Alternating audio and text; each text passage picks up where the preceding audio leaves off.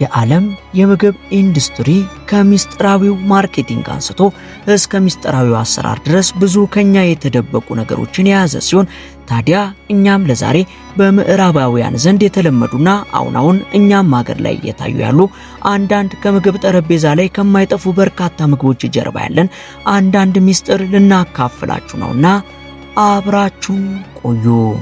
8ኛ በአንቲባዮቲክ የበለጸገው ስጋ። በዓለም ላይ ከሚመረቱት አንቲባዮቲኮች ውስጥ 80% የሚሆኑት ለእንስሳት እንደሚሰጡ ስንቶቻችን እናውቅ ይሆን? ለአውሮፓውያን አቆጣጠር በ2011 በተደረገ ጥናት አብዛኛዎቹ አንቲባዮቲኮች ለሰው ልጆች እንደማይውሉ ያሳየ ሲሆን ይህም አብዛኛው የአንቲባዮቲክ አይነቶች ለእንስሳት የሚውልና ይህም ታዲያ ለእንስሳቱ ጤንነት ታስቦ የሚውል ሳይሆን አንቲባዮቲኮች የእንስሳትን ፈጣን እድገት በሰው ሰራሽ መንገድ ለማፋጠን የሚያግዙ ዋና ግብዓቶች በመሆናቸው ነው። ይህም ከብቶች በተቻለ መጠን ትልቅ እንዲሆኑና በፍጥነት ለገበያ እንዲውሉ የሚያግዝ ሲሆን ይህ ደግሞ በዓለም ላይ ጎጂ የሆኑ ውጤቶችን ሊያስከትል የሚችል አደገኛ ነገር ነው። በዚህም ምክንያት ለምግብነት የሚውሉ ስጋዎች ከተፈጥሯዊ ይዘታቸውና ጣዕማቸው ይልቅ የጎንዮሽ ጉዳታቸው የጎላ ሊሆን ስለሚችል አደጋው የከፋ ሲሆን ከዚህ በተጨማሪም አንቲባዮቲኮችን ከመጠን በላይ መጠቀም በጣም አደገኛ ስለሆነ ለአንቲባዮቲኮች የማይበገሩ ሱፐር ባክቴሪያዎች እንዲፈጠሩ ሊያግዝ ይችላል።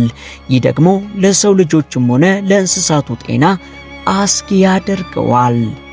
7ኛ የስኳር መጠንን የሚደብቁት የምግብ ኩባንያዎች። በአሁኑ ጊዜ ስኳርን በተቻለ መጠን ማስወገድ እንዳለብን በተለያዩ መንገዶች የምንሰማ ጉዳይ ሲሆን ስኳርና ስኳር ነክ ማዕዶች ከጥርሳችን ጀምሮ የስኳር በሽታና ሌሎች የጤና ችግሮች እንዲመጡብን ሊያደርጉ ይችላሉ። ድሮ የጥንት ሰዎች ስኳር የሚባል ነገር የማያውቁና የማይጠቀሙ የነበሩ ሲሆን ለእድሜያቸው መርዘምና ለጤናማነታቸው ዋነኛ ምክንያት ይኸው ከስኳር የጸዳ አኗኗራቸው እንደሆነ ጥናቶች ይጠቁማሉ። ታዲያ አሁን ላይ ከስልጣኔ ጋር ተያይዞ ከመጡ ነገሮች አንዱ ስኳርን አብዝቶ መጠቀም ሲሆን ይህም እጅግ ለጤና ጠንቅ ነው። ታዲያ በዚህም ምክንያት ብዙ የምግብ ኩባንያዎች ምርቶቻቸው ወደ ገበያ ሲያወጡ ምግቡ የያዘውን ስኳር መጠን በየማሸጊያው ላይ የማሳወቅ ግዴታ ያለባቸው ቢሆንም አንዳንድ ጊዜ ግን አንዳንድ ኩባንያዎች የተለያዩ ንጥረ ነገሮችን በመቀላቀልና ትክክለኛውን የስኳር መጠን ባለመግለጥ በምርት ውስጥ ያለውን እውነተኛ የስኳር መጠን የሚደብቁ ሲሆን አብዛኛዎቹ ሰዎች ምን ያህል ስኳር ወደ ውስጣቸው እያስገቡ እንደሆነ አይገነዘቡም። 6ኛ የሐሰተኛ ፋይበሮች። አሁን ብዙ ጊዜ ዶክተሮችና ባለሙያዎች በፋይበር የበለጸጉ ምግቦችን በአመጋገቡ ውስጥ ማካተት ያለውን ጥቅም የሚያስተዋውቁ ሲሆን ለምግብ መፈጨት ስርዓቱና ለአጠቃላይ ጤናው በጣም ጥሩ እንደሆነ ያስረዳሉ። ነገር ግን ይህ ነገር በእርግጥ የምግብ ኩባንያዎች የታሸጉ ምግቦቻቸው ላይ ፋይበርን በመጥቀስ ሰዎች ብዙ ምርቶችን እንዲገዙ የማድረግ እድልን የፈጠሩ ሲሆን አንዳንዶቹ ፋይበርን ወደ ምርቶቻቸው ሳያስገቡ እንዳስገቡ አድርገው በመጻፍ ለገበያ ያቀርባሉ። በብዙ አጋጣሚዎች በፋይበር የበለጸጉ ተብለው የተሰየሙት ምርቶች በእርግጥም እርሶን እያሳሳቱ ናቸው። እነዚያ ምርቶች በሐሰተኛ ፋይበር ሰራሽ ምርቶች የተሞሉ ሲሆኑ በቴክኒካዊና ከሁሉም በላይ በህጋዊ መንገድ ፋይበር ብለው ሊጠሯቸው ቢችልም ነገር ግን ጤናማ ከሚያደርጉት ፋይበር በጣም የተለዩ ናቸው። በተቃራኒው ይህ ሐሰተኛ ፋይበር የሆድ መነፋት፣ ጋዝና አጠቃላይ የጨጓራና የአንጀት ችግር ሊያስከትል የሚችል ሲሆን በሱፐርማርኬት ውስጥ ከእንደዚህ አይነት ግብይት ሁል ጊዜ መጠንቀቅ አስፈላጊ ነው። 5ኛ የወተት ተዋጽኦች። አብዛኛው ትላልቅ የወተት አምራች ካምፓኒዎች ምርቶቻቸውን ከትክክለኛ የላም ወተት በተጨማሪ በተቀነባበረ የወተት ክምችት ወይም በፕሮቲን ክምችት ይተካሉ።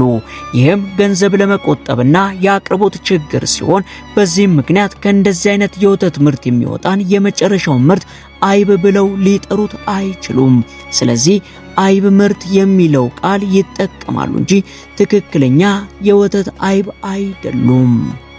4ኛ የሚፈጩት የወንድ ጫጩቶች። በእንቁላል ኢንዱስትሪ ውስጥ ያሉ ኩባንያዎች ለወንድ ጫጩቶች ምንም ቦታ የሌላቸው ሲሆን ይህም እንቁላል መጣል ስለማይችሉ ለመራባት ጥቅም ላይ አይውሉም።